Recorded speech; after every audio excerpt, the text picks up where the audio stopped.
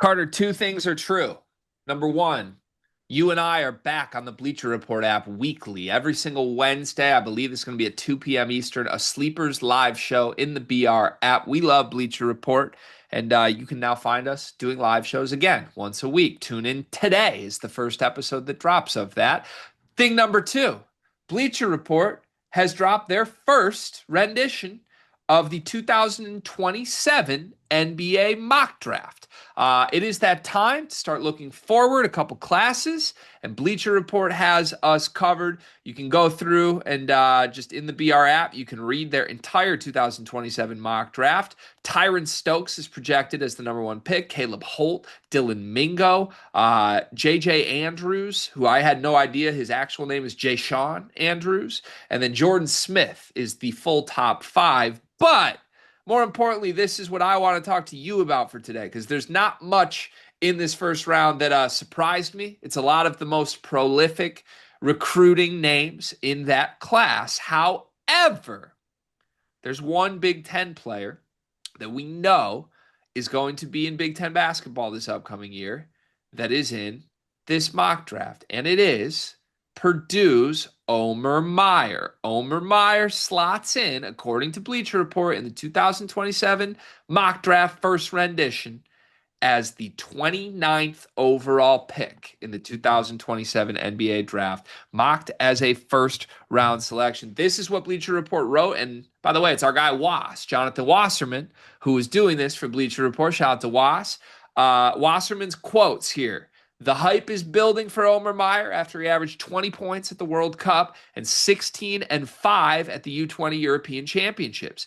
His perimeter scoring is highly advanced, particularly Mayer's ability to shoot off the dribble. While Mayer will need to find more ways to earn easy baskets, his pull-up shot making production and efficiency was off the charts.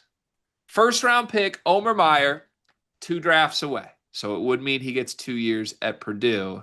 Does this feel crazy to you, or does this feel appropriate to you?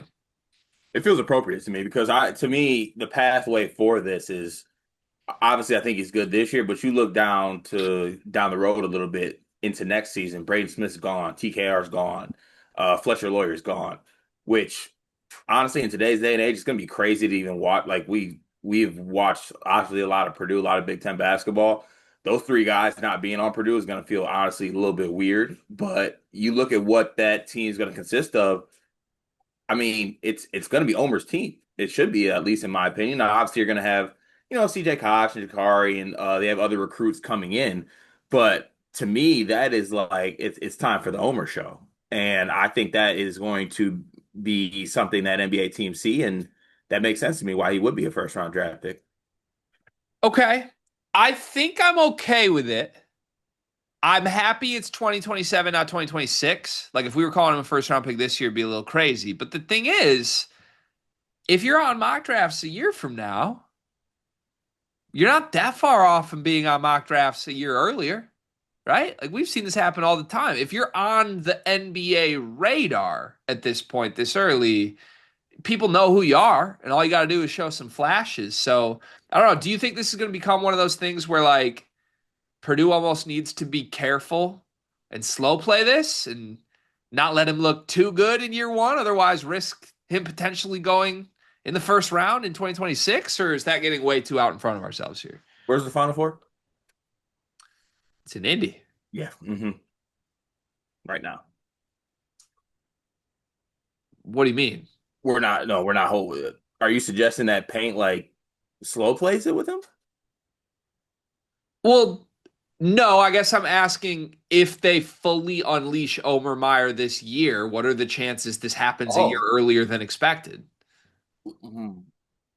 Because that's my point is guys that are first round picks in 2 years, the NBA already knows who they are, Yeah, right? so that does make sense. But the one thing, if you do like the whole draft, like as a whole, though, that 2027 draft is shaping up to be weaker, I think, than most. Like it's not gonna. I don't think like you look at the Watts as Tyron Stokes as the number one pick.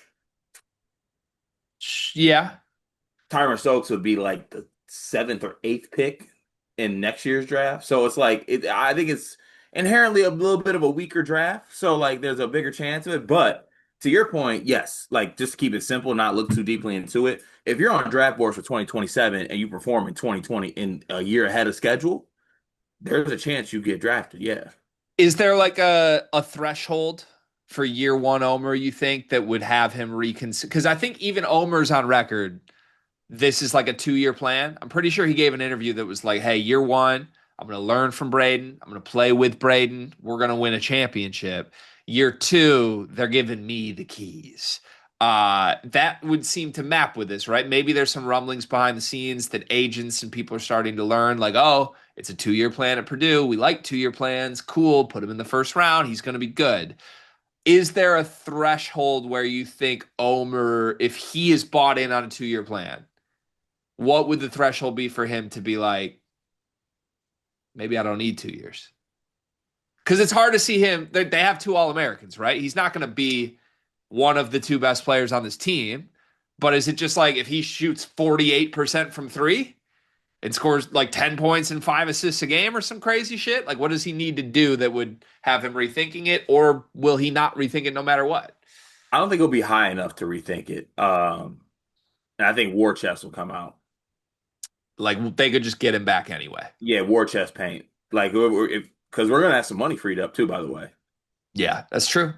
We're You, gonna have some money freed up. gonna have to make the basically the same type Braden Smith pitch you made. Like Braden could have sniffed around the NBA, could have certainly gone in the portal, and Omer, I'm assuming they'll have to make a similar type play for, but Paint will get it done, I'm sure. Got a question. Oh no. Well, no, it's not a crazy one. Oh, Maybe a little, I don't know. 2 year plan, right? Everyone's bought in on this. apparently. Like Braden loves the 2 year plan because it means like I get this guy for a year and then he's gonna be great and I'll watch him next year. Cool. Omer's like, yeah, I don't care. I'll wait a year. I'm just happy to be here. And then next year it's my year. Cool. NBA draft pick. NBA agents and Wasserman and everyone is like, oh, yep, 2 years. We got it. 2 year plan. Noted. Let me update my mock draft. Cool. Matt Painter's in. Yep, this is my idea. Ha ha hi, Paint. Love it. Cool. Uh is Luke Ertl on board for this? So when Luke Ertl gets to Purdue, it's the Omer Mayer show? Is he on his own 2 year plan? Is CJ Cox and Jakari on board for this? Is Antoine West on board? Who all is on board for Omer Meyer's 2 year plan, where in year two he's the superstar that goes to the NBA, and we're saying that now?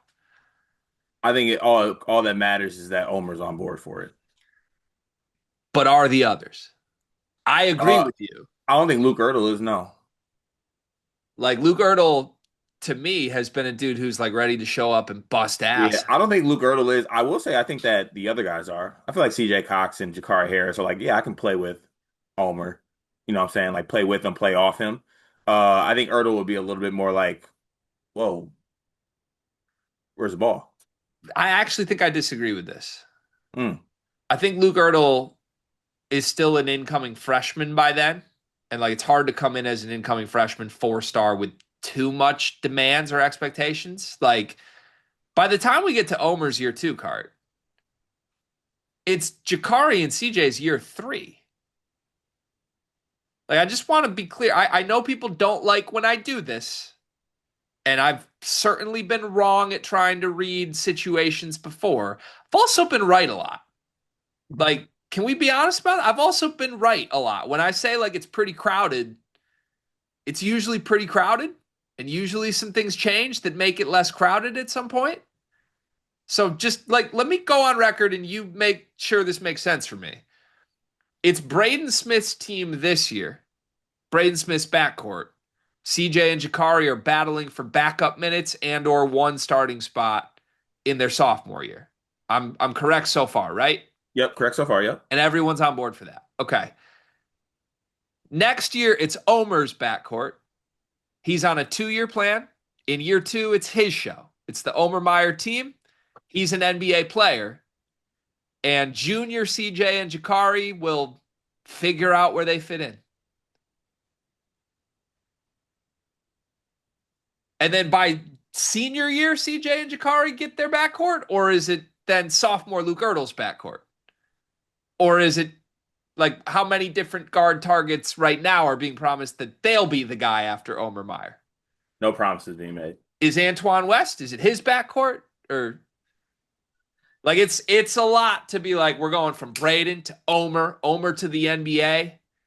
Like you are asking CJ and Jakari to commit to a career of being role player contributors, and that's it. If this is the plan. Isn't that fine? Yeah, that's ideal if you're Matt Painter. And if you're Purdue, hell yeah, if you can get those guys to commit to that, absolutely. And by the way, to be clear, I think those guys are role players. Hmm. Like I am not anticipating that CJ Cox or Jakari Harris are ever all Big Ten type players or NBA players. But I think there are a lot of Purdue fans that believe that at minimum CJ is capable of more. So if we're just being that explicit to go on record and be like, yep, Omer's an NBA guy, but 2-year plan. Year 2 is the Omer show. That's basically cementing, hey, CJ Jakari, it's never your backcourt until your senior year. And I think that's where programs get a little bit in trouble is when you get midway through guys' careers and you're sort of teeing other players at the position up. People Hmm. start because it's not you're not young anymore, right? CJ Jakari came in last year just like, ooh, excited to compete. This year they're probably like, ooh, championship, excited to compete. But also in their minds, I guarantee you they're thinking like, I'm gonna have a big role here. You're promising Omer the future. You're promising Braden the present. They all play the same spots, you know? Like it's Yeah, kind of hard to keep doing that. yeah, you But your know, your point is who cares, right? yeah, for real. Like if that is of concern of you, I have two pieces of advice. One right here, and the other one is right over there. There's the door. Like, goodbye. Okay. Exit Mackey stage left. Like if you're not ready for that, if you don't want to be part of that, best of luck with the Western Kentucky Hilltoppers. To be clear, I think they both want to be a part of it. They're consummate program guys right now, and they're contributing. I'm just saying, Right now they are, but to your point, it's all good, but like they probably didn't see a vision where that's their whole career. right, asking them to do it for the first 2 years, I think is a lot different than asking them to do it through the first 3 years while making like our priorities making Omer an NBA player because we Right, told them he would be. right, Like if I'm CJ Cox, I'm like, what do you mean?